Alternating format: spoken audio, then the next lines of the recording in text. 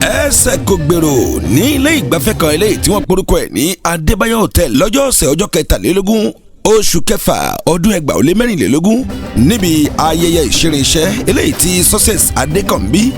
ìlú mọ̀ọ́ká olórin gbajúgbajà ní ti ìlú Ìpòbẹ́ èyí tó ń kọ gospel tó fi ṣe ọjọ́ málegbàgbé ọjọ́ lọ́jọ́ tó ṣeré iṣẹ́ tí gbogbo àwọn èèyàn tí wọ́n péjú pésẹ̀ lọ́kùnrin àti lóbìnrin àwọn lẹ́ẹ̀kan ló wà níkàlẹ̀ níbi ayẹyẹ ìṣeré iṣẹ́ náà Dr. Clement Kushade Adéyẹmí àtàwọn lẹ́ẹ̀kan bẹ́ẹ̀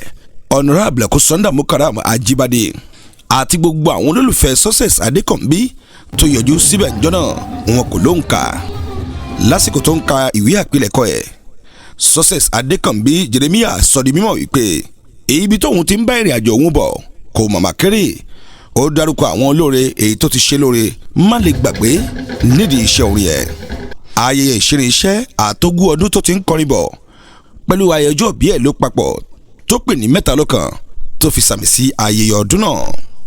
bí Success Adékànbí ṣe jẹ́ ìlú mọ̀ọ́ká nínú ká kọrin bẹ́ẹ̀ làwọn fáǹsì ẹ̀ ṣe tí wọ́n túyẹ̀yà láti péjúpésẹ̀ síbi ayẹyẹ náà ní eléyìí tí wọ́n ti fara hàn gbogbo wọn pátá ló fi ẹsẹ̀ rájó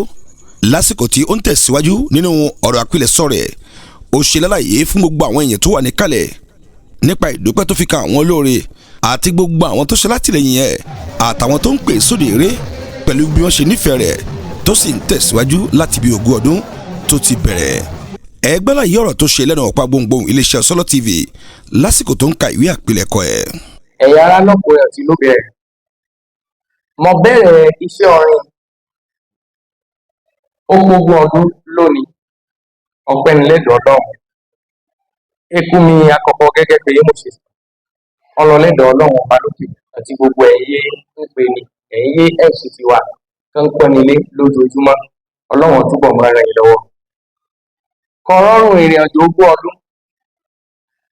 àìmọye mo yé àbápẹ̀lẹ̀ torí ẹgbẹ́ yìí àdáálẹ̀ lóṣù kejì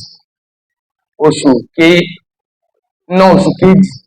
ọdún 2024 yẹ lógún ọdún yòókù dá. Clement Kushade ló kọ́kọ́ ṣe irinṣẹ́ àkọ́kọ́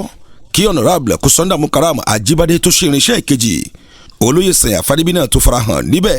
àti gbogbo àwọn lẹ́ẹ̀kan tí ó wà níkàlẹ̀ President Gbobaniyi arákùnrin Ìdóníyì Dominic àti gbogbo àwọn alátìlẹyìn ẹ̀ gbogbo wọn pátá ló yọjú nígbà tí fàájì ọ̀hún tó ń pẹ̀ta arákùnrin Gbàdámọ́sí Àlàárù láti ìlú Ìsàkété àtàwọn tí wọ́n jẹ́ alátìlẹyìn wọn àwọn ọ̀dọ́ǹde wọn ò gbẹ́yìn láti farahàn níbi ayẹyẹ yìí ṣe ní kálukú ń dúpẹ́ tí wọ́n sì ń bá yayọ̀ olórí ẹgbẹ́ gospel ní gbogbo ìpínlẹ̀ Plateau olóyè Evangelist Abikoye Raoul tí wọ́n jẹ́ president ẹgbẹ́ àwọn olórin ẹ̀mí nípínlẹ̀ Plateau àwọn náà pẹ̀lú kò ṣàìgbà ọ̀rọ̀ sọ àwọn èèyàn tó gbọ́dọ̀ sọ ń bẹ̀ lọ́jọ́ ọjọ́ yìí ìdùnnú àti ayọ̀ tí wọ́n fi hàn kò ló ń kà ẹjá wo díẹ̀ lára àwọn tá a bá sọ̀rọ̀. àmọ́ ẹ kò lè tún sáré ọlọ́run àlọ́ lọ́wọ́